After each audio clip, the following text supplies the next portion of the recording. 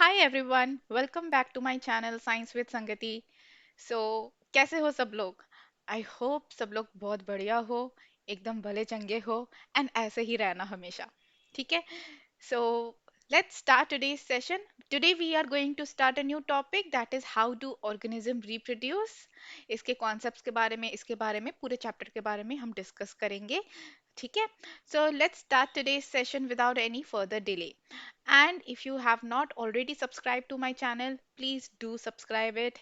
Okay, so let's start today's session. All of you can take out your notebook so that you can note down the important points. तो सबसे पहले तो देखो, आप लोगों ने ये देखे होंगे, जू में गए हो कभी आप लोग? आई होप गए होंगे जू में, और अगर नहीं गए तो पक्का जाना एक बार जरूर। ठीक है।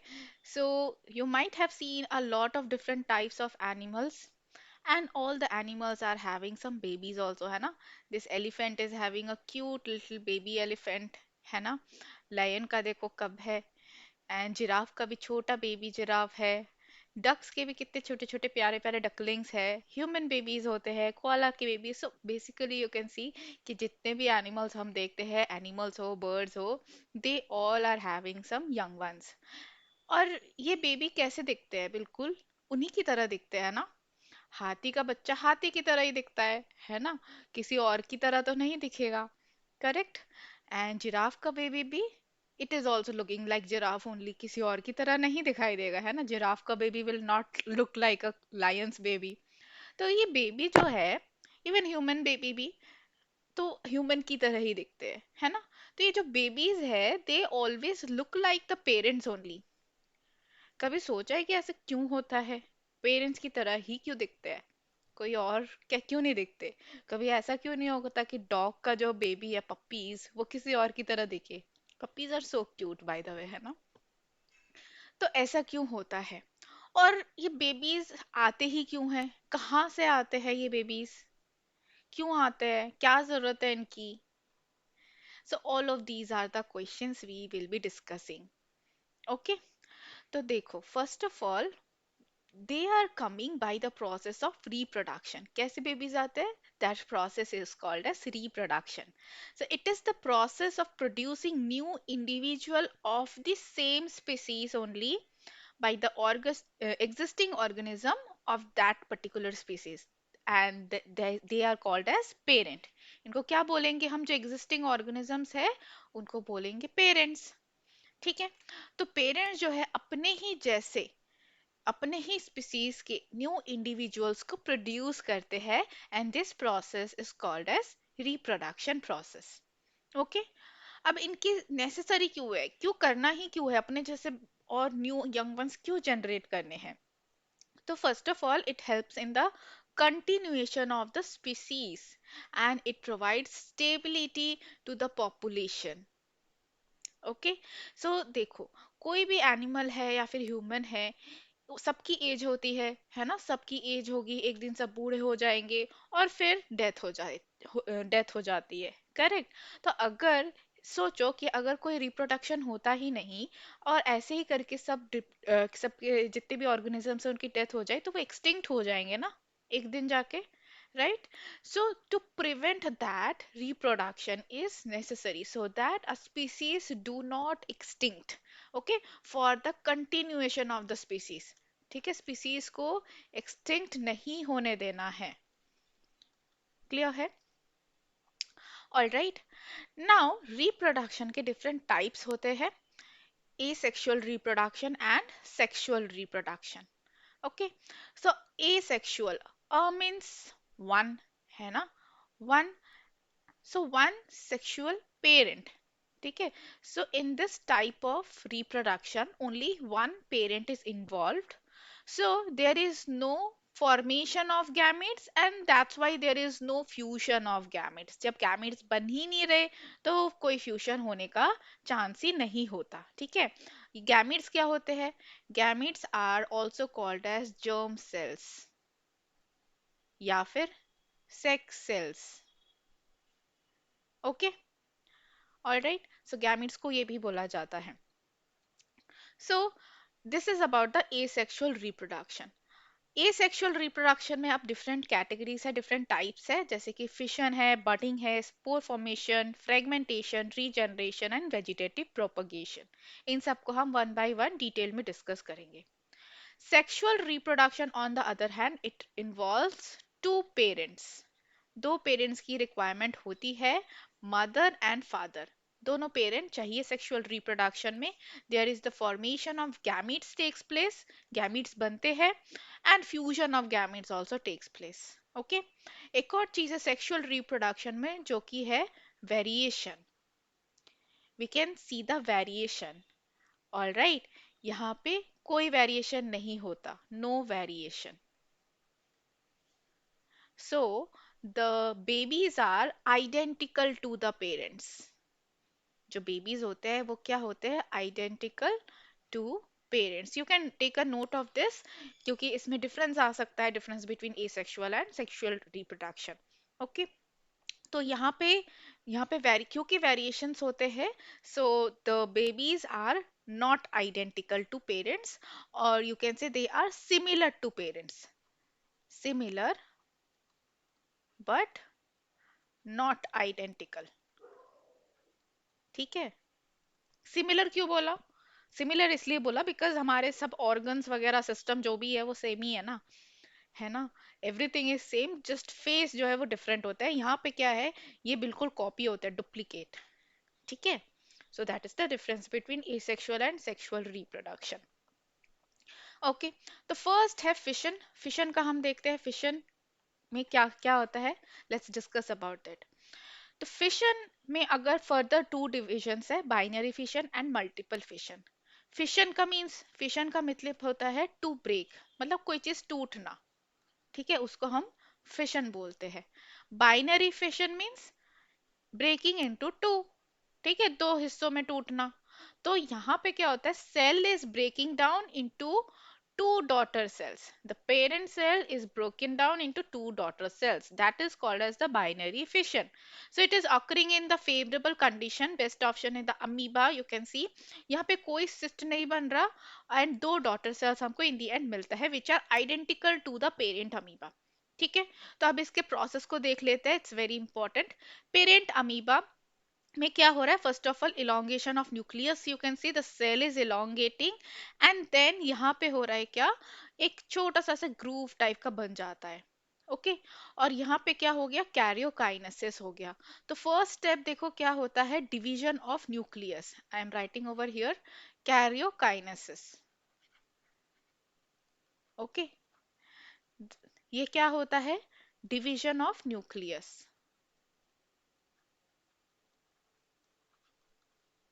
ठीक है, पहले न्यूक्लियस डिवाइड हो गया। सेकेंड स्टेप हो जाता है यहाँ पे cytokinesis, that is division of cytoplasm. All right, तो साइटोप्लाज्म फिर डिवाइड हो गया, पहले न्यूक्लियस डिवाइड होता है, फिर साइटोप्लाज्म भी डिवाइड हो जाता है। ओके, तो उसके बाद दो डॉटर सेल्स मिल जाते हैं, these two daughter cells are identical to parents. Clear है, so this is the binary fission process. Next up is the multiple fission. Multiple fission occurs in the plasmodium in case of unfavorable conditions. Okay, so what happens when there is unfavorable environmental conditions, Plasmodium खुद को protect करने के लिए एक cyst बना लेता है। ठीक है, ये क्या है, बाहर सिस्ट बना लिया। Okay, which is protecting it. Now ये cyst के अंदर ही divide करेगा, and this karyokinesis and cytokinesis is occurring into multiple cells. यहाँ पे जैसे दो सेल में टूटे थे, यहाँ पे मल्टीपल टाइम से डिवाइड होता है। ठीक है, तो सेम प्रोसेस है, कायरोकाइनेसिस साइटोकाइनेसिस यहाँ पे होगा, बट बहुत सारे में डिवाइड होगा। फाइनली कब ये फिर जब फेवरेबल कंडीशंस हो जाएंगे, okay, when there will be favorable environmental condition, this cyst breaks and it release all the daughter cells, सारे offsprings को ये release कर देगा in the normal environment. This is called as multiple fission. Okay, I hope it is clear. Next up is the budding. ना budding क्या होता है? See it the best example is hydra, एक और एग्जांपल है east, इसको भी हम डिस्कस करेंगे। तो बड डेवलप्स, ये देखो हाइड्रा में एक छोटा सा बड डेवलप हो रहा है due to repeated cell division. बार बार सेल डिवीजन होने की वजह से there is a development of bud happening, and this bud continues to grow, and this is absorbing the nutrition from parents body. Okay, and it is getting growing and growing, and once a time there is, it becomes mature. जब ये पूरा mature हो जाता है, इसके भी tentacles आ जाते हैं, तो ये डिटैच हो जाता है पेरेंट की बॉडी से। ठीक है, so this is how hydra is doing the asexual mode of reproduction. अच्छा, हाइड्रा होता क्या है पहले तो? हाइड्रा होता क्या है? तो hydra belongs to the phylum Coelenterata. Okay, Coelenterata में बिलोंग करता है। इसका यहाँ पे एक कैविटी होता है, इसी one cavity is used for like ingestion and egestion both. Okay, so this is about the hydra. You can see a beautiful image over here. Let me show you by the animation process so that it will be more clear to you. See how the bird is developing over here, है ना? And it becomes mature, right? Let's see it again. How it is developing bud formation and then it becomes mature. Okay, so that is the budding in hydra. Yeast में भी budding होता है. What is yeast by the way? Yeast is a unicellular fungus. क्या है ये? This is a unicellular fungi.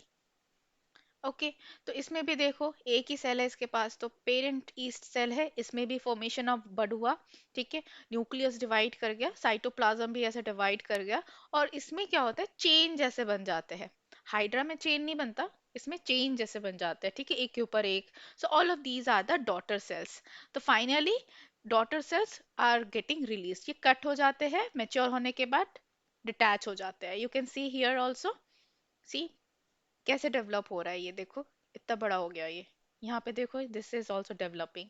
ठीक है, and this is attach to this, this is attach to this. तो ये सब एक दूसरे से अटैच्ड है और ये डेवलप हो रहे हैं। ठीक है, this is how the budding is yeast is happening. I hope it is clear. चलो let's move on to the next asexual mode of reproduction, that is the fragmentation. Now fragmentation, what happens, it best example is the spirogyra. Okay, तो यहाँ पे देखो spirogyra में क्या होता है, when the organism becomes mature it is breaking up into small fragments, अपने आप ही यहाँ यहाँ पे ऐसे small fragments बन जाएंगे। ठीक है, एंड ये टूट जाएगा। ऑल राइट, जब ये टूट जाएगा under the normal environmental condition and the availability of nutrition, these fragments, all of these fragments will grow into a mature spirogyra. Okay, so this is the fragmentation process. Now next is the regeneration process. Regeneration process is also the asexual mode of reproduction. Best example is planaria. इसमें भी देखो क्या होता है, तो ये planaria जो है ये टूट जाता है। अब बोलोगे कि ये फ्रेगमेंटेशन और रीजनरेशन में क्या डिफरेंस है, उसमें भी तो सेम चीज हो रही थी। तो लेट्स सी दिस।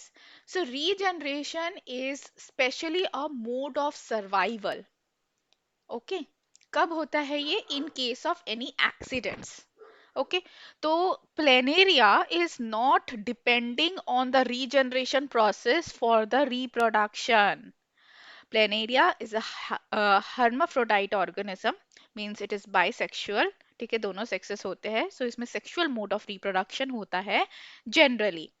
बट अगर एक्सीडेंट हो जाए और एक्सीडेंट में ये कट जाए, तो तब क्या करेगा? तब ये मर नहीं जाएगा, तब ये जो पीसेस है ये ग्रो कर जाएंगे एक न्यू प्लेनेरिया में। ओके, तो जितने टुकड़े होंगे, इसके दो टुकड़े हुए तो दो, तीन टुकड़े हो गए तो तीन प्लेनेरिया फिर से ग्रो कर जाएंगे। I hope it is clear. So this is the regeneration process. So regeneration occurs. This is basically not a mode of the reproduction, but it is a mode of survival. But हम इसको mode of reproduction में क्यों पढ़ते हैं?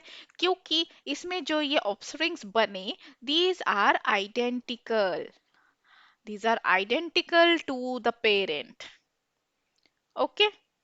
End of course population भी increase हो रहा है, so this is categorised under the asexual mode of reproduction. Okay, तो हाइड्रा में भी सेम देखो, हमने देखा था हाइड्रा में बडिंग होता है, but in case of any accident, अगर एक्सीडेंट हो जाता है, हाइड्रा टूट जाता है, तो उसमें भी रीजनरेशन होगा।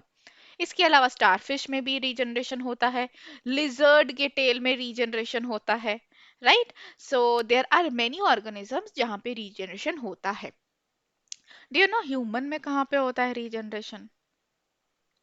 ह्यूमन में लिवर में होता है, ठीक है।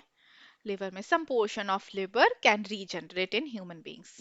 ऑल राइट, ओके, चलो moving on now. I hope किसी को भूख तो नहीं लग रही होगी, है ना? तो क्या आप लोगों ने ऐसा ब्रेड देखा है? खाना मत इसको, अगर भूख लग भी रही होगी तो भी इसको नहीं खाना है, ठीक है? Don't eat this bread. तो ऐसा ब्रेड तो देखा ही होगा, है ना?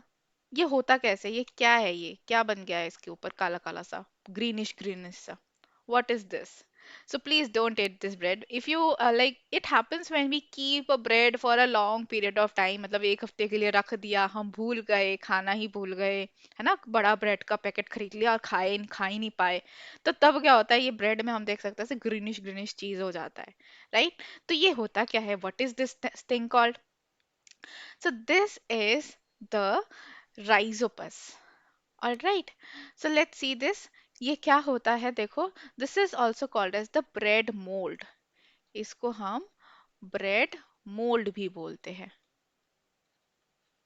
All right. So अब इसमें कैसे reproduction होता है और ये grow कैसे किया? तो स्पेशल मेनली देखो, दिस इज इसमें देखो, ये दिस इज द राइजोपस। इसका स्ट्रक्चर कुछ होता है ऐसा, ठीक है।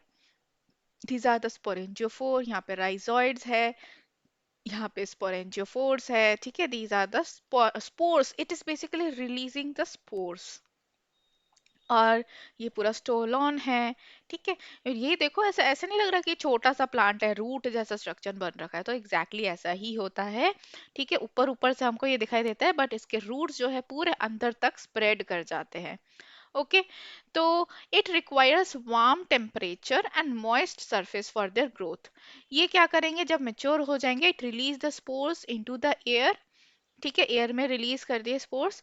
और किसी कोने में कहीं और एक ब्रेड पड़ा होगा या फिर कोई भी फूड का आइटम पड़ा होगा, तो ये स्पोर्स वहां पे जाएंगे और वहां पे जाके बैठ जाएंगे और वहीं पे अपना बसेरा कर लेंगे ठीक है, बसेरा बना लेंगे, मीन्स ग्रो कर जाएंगे वहीं पे। Okay, this is how they are doing the reproduction with the help of tiny spores. Okay, बहुत सारे spores release करते हैं, and that is they are forming the new offsprings over there. Okay, चलो next up is the vegetative propagation, which is very very important. So इसमें क्या होता है, this is a process where plant is growing, plant is preparing their new offsprings with the help of vegetative parts of the parent plant. अब vegetative parts क्या होते हैं? Leaf, stem and roots are called as the vegetative parts. Okay, एक होता है reproductive parts, वो क्या होता है? What are the reproductive parts? Reproductive parts are the fruit and flower. These are called as reproductive parts. All right, तो जब leaf, stem and root से कोई प्लांट ग्रो करता है, that is the vegetative propagation, और उसमें जो plant grow करता है that is identical to the parent plant. All right, so let's see this.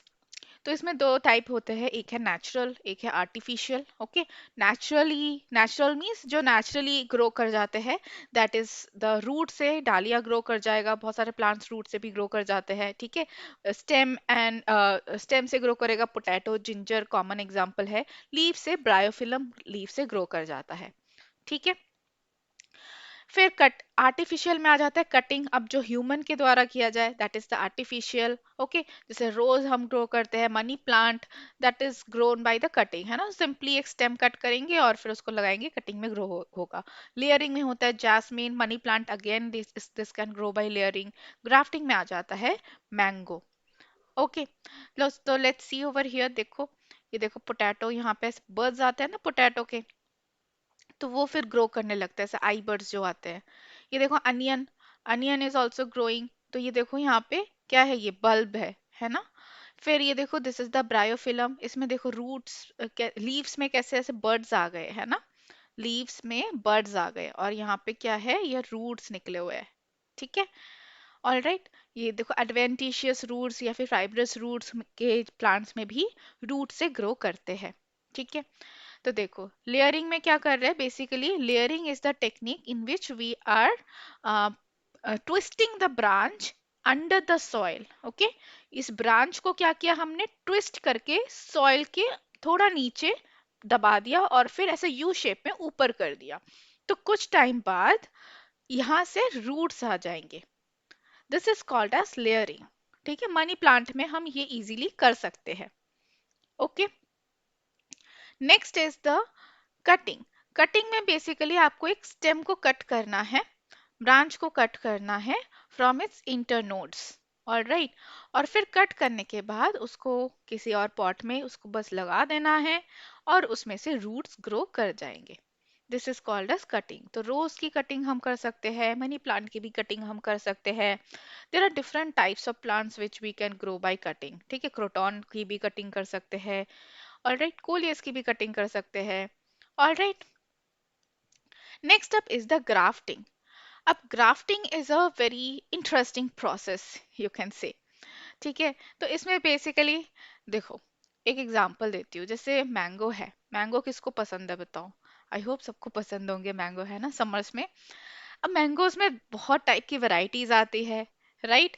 मान लो कि मैंगो की एक वैरायटी है, यू नो, अल्फांसो है, एंड दशहरी मैंगो है। ठीक है, हमको दोनों पसंद है, बट हमारे घर में इतना स्पेस ही नहीं है कि हम दो दो मैंगो की ट्रीज लगाए, एक ही लगा सकते हैं ज्यादा से ज्यादा। ठीक है, ए है और बी है, तो व्हाट वी विल डू, हम क्या करेंगे, जो बी का मैंगो का ट्री है ना, उसमें से एक हिस्सा काटेंगे ब्रांच का, that is called as the scion. ठीक है, और यहाँ पे भी ए में भी ब्रांच का एक हिस्सा काटेंगे, that is called as the stock. Cut कैसे करते हैं, ऐसे टिल्टेड उसमें कट करते हैं। ठीक है, यहाँ पे एक स्लिट भी लगाते हैं ताकि वो इजीली जुड़ सके।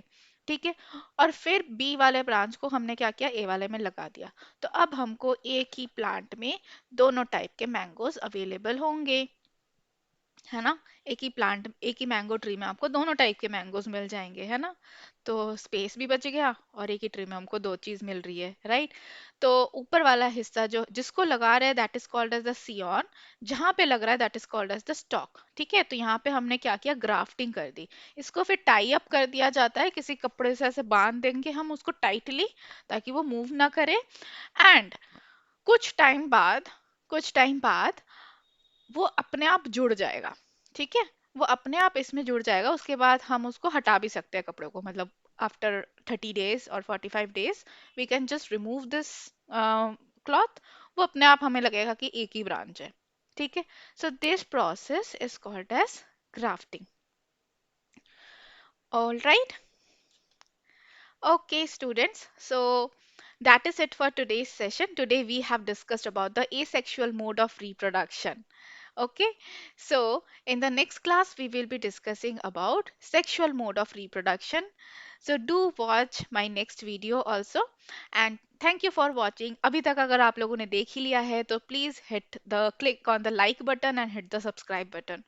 ठीक है, like and subscribe कर देना.